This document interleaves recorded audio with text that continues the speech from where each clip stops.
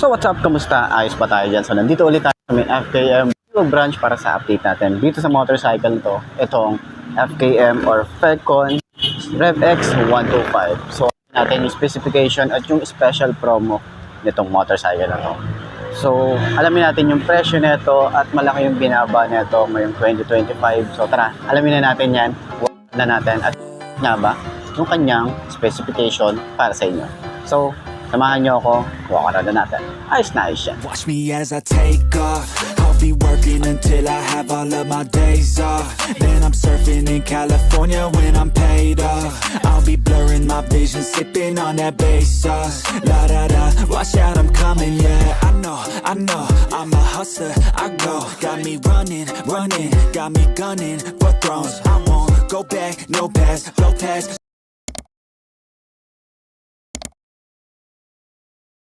So yun nga, nandito na naman tayo sa may FKM Baliwag at para sa update natin dito sa RevX. Kasi nga, meron akong update para dito sa kanyang presyo at baka naghahanap kayo ng ganitong motorcycle.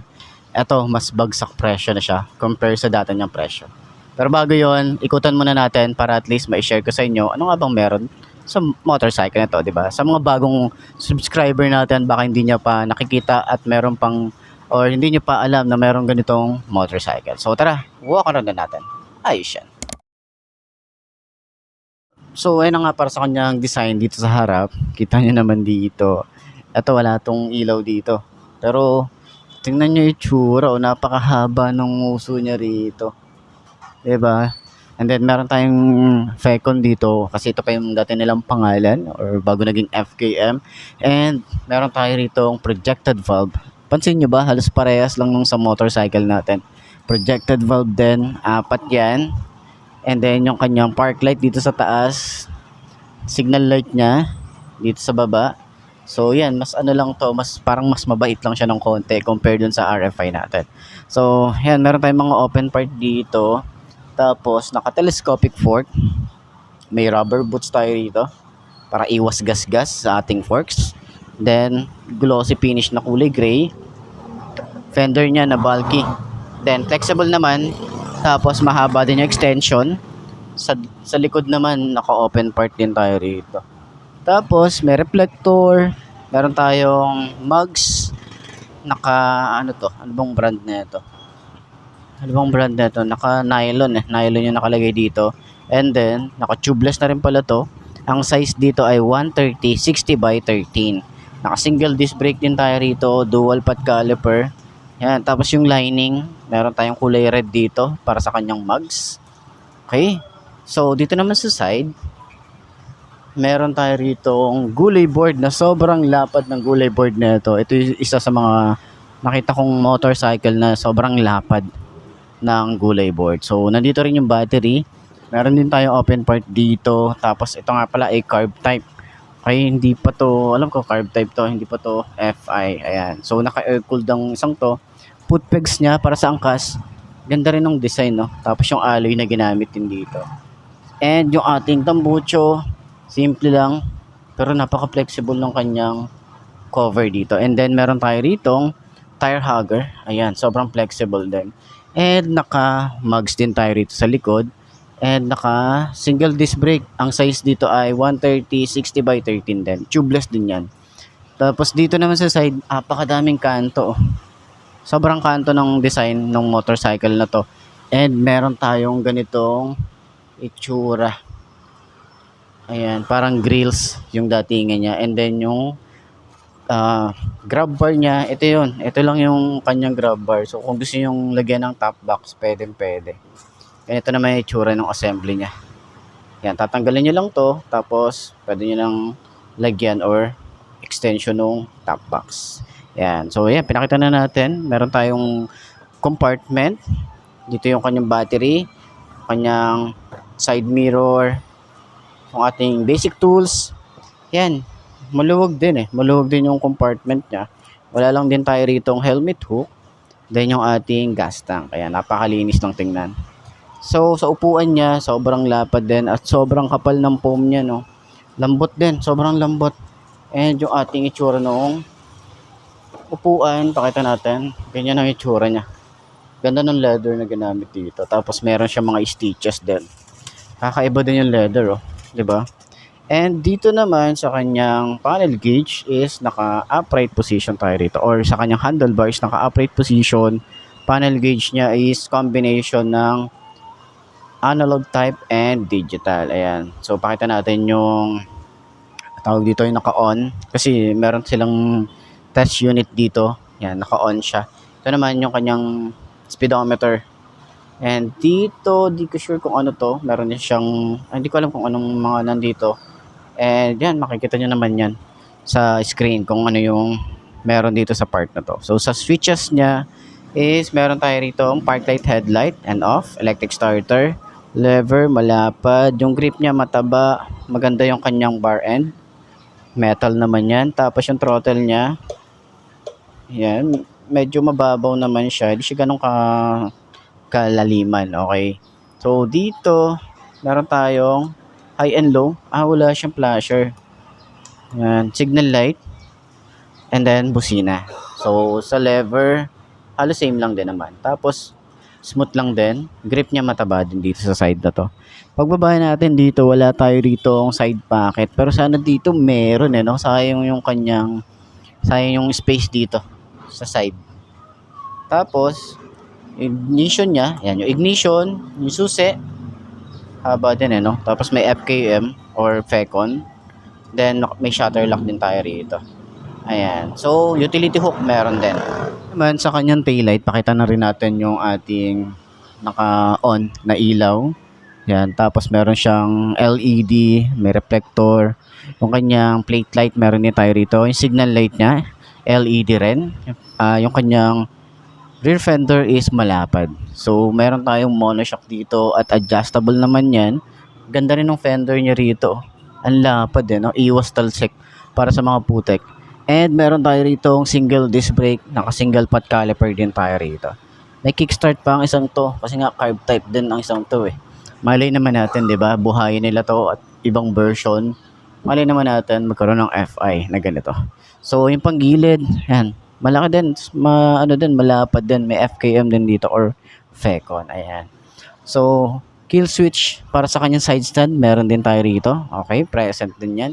And yan yung kabuuan ng ating Rev X125 ng FKM. So, sakyan na natin. Tingnan natin, abot ba natin to? Lalo na sa 5 to na kagaya ko.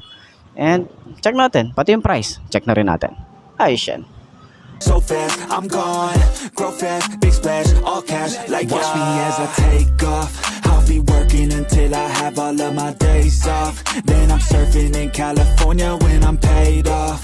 I'll be blurring my vision, sipping on that bass sauce. La da da. I'll be eating Kobe steak hot. La da da. Got that fish sushi grade raw. La la la. I'm on vacation, I'ma stay off. La la la. Now I'm taking all my days off. La da da. Yeah, I'll be in the top spot. So, yun na nga. Ngayon 2025. Meron pa rin available itong Rev X125. So, ayan, meron tayo dito sa harap natin na matte finish na kulay black. And ayan, alam nyo ba na halos magkapatid to ng motor ko. Si Rusi RFI 175. Parang ito yung nauna lang sa kanya. Parang ito yung bunso, tas kuya lang si RFI. Pero yun na nga, kasi isa lang din naman yung kanilang pinanggalingan or yung supplier na to. So, yan, kita nyo naman, medyo maiksi lang siya compared dun sa motor natin na medyo mahaba siya. And ayan yung itsura. Okay, sa 5 to na kagaya ko, ngayon ko na lang ulit ito mauupuan. Hindi ako sure kung hindi ko matandaan kung ano nga ba yung pakiramdam nito nung una natin itong nakita sa may Pampanga pa. So, medyo matagal na rin. Wala tayong update na ito. So, ngayon, meron tayong update. And then, yung price niya, sabihin ko na lang din dyan sa inyo. And, nasa dulo ng video. So, ayun na nga, 5 to ang ating height. And, center stand. Ganyan. Sobrang taas nung sobrang taas nung kanyang center stand. Tapos, pag sinide stand natin, ayan ang mismo yun. Then, napansin natin dito, sobrang lapad nung kanyang gulay board. Sobrang lapad. Ayan. Tingnan nyo naman, lagpas yan dito. So, sobrang bukaka din tayo nito. So, ayan, sakyan na natin. Sobrang bukaka talaga. Ayan. Di ba, nandito na tayo sa dulo. Medyo madulas lang kasi nga merong tawag dito, may plastic sa kanyang upuan. Pero yan, tsura natin. Tsaka nakakapote ako kasi umuulan ngayon. Kita nyo naman, diba? Sa pinakadulo na tayo. Sobrang tingkad, boy. No, sobrang tingkad. Yan, nasa dulo na tayo ng upuan. Ganyan ang tsura natin. Tapos, yung shock niya, ganda pa rin yung shock niya ito. Ayan. Sobrang lambot. Tsaka yung sa likod, di ko masyadong maramdaman. Pero, yan. Okay, sa turning radius niya, sobrang lawak din ito. Ayan. Sobrang lawak niya. Tapos, kagandahan dito, pag lumaandar na tayo, ganyan ang itsura natin.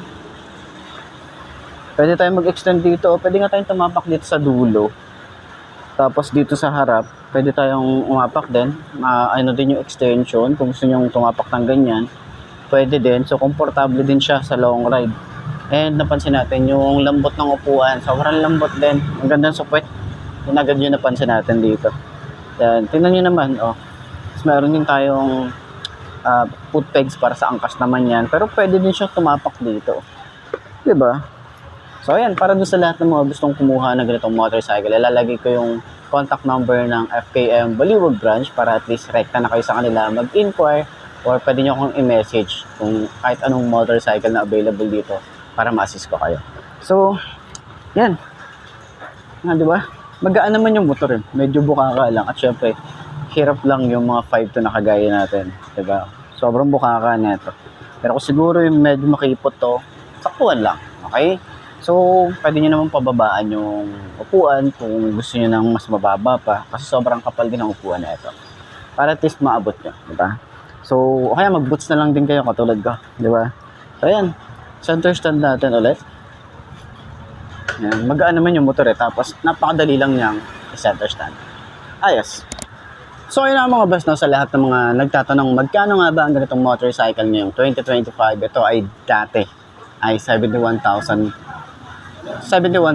So ngayon, ito yung new presyo niya or new price niya ay 65,888. And then meron yung rebate at meron din yan installment. Meron yung installment and rebate. So papakita ko na lang din dyan sa screen nyo magkano nga ba ang kanilang installment para dun sa mga naghahanap ng ganitong motorcycle. Para at least meron ako yung idea magkano nga ba. And sa tingin nyo, sulit nga ba ngayon 2025 ang presyo niya? Comment nyo naman yan. At para naman dun sa mga nakagamit na ng ganitong motorcycle, baka pwede nyo i-share dyan sa comment section ano nga ba yung mga naging experience nyo sa motorcycle na to. Ayos yan, di ba?